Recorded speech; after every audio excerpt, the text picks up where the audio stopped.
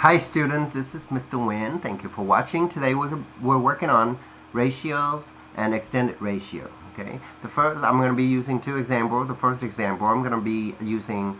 I'm just going to show you how two ratios work, or a ratio of two things work.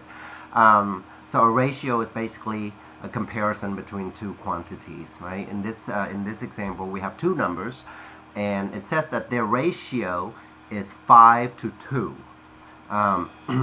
Some of us conceptually don't understand what that means, and the problem says the sum of these two numbers add to give you 56. Okay, so the sum is 56.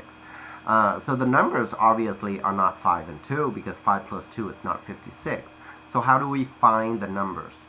Well, if the ratio is 5 to 2, that means there is a factor, a common factor that these two numbers have, where if you multiply 5 by that factor and you multiply by 2 by that factor, together these two numbers will add to give you 56. So we're going to base our understanding on that relationship and set up our equation that way. Okay, so we're going to say that we're letting, let me try to draw right on here, we're going to let x, you can call it whatever, x, or you can say n if you want. Let x be the unknown factor.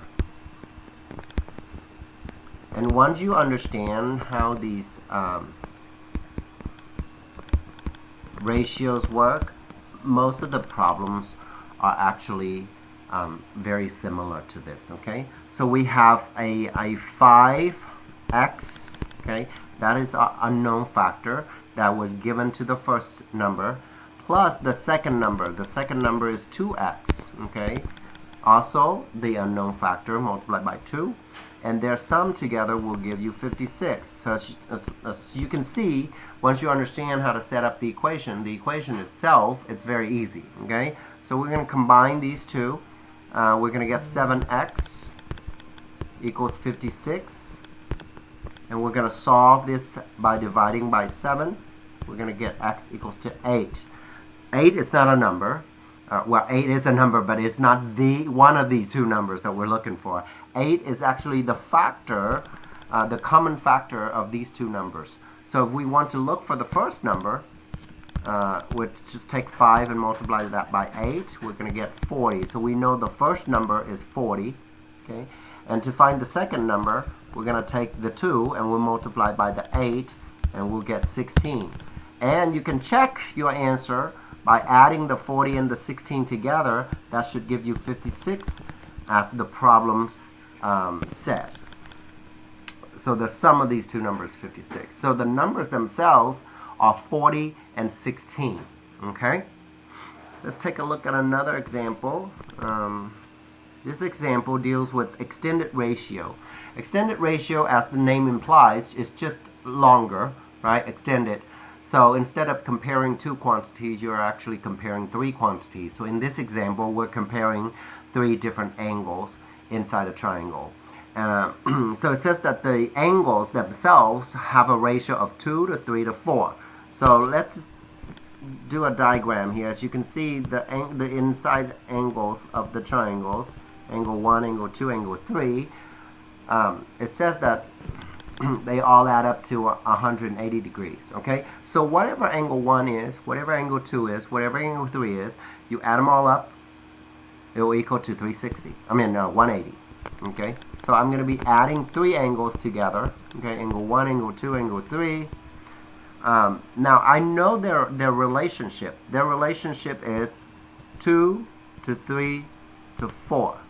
So really all I have to do is adding that extra unknown factor to the numbers, to the angles, and then I will be able to solve for that, right? So angle 1 is going to be 2x, angle 2 is going to be 3x, angle 3 will be 4x, and then together it's 180 degrees.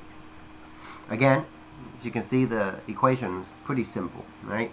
You add this angle 1, 2, 3 up, you get 9x equals to 180.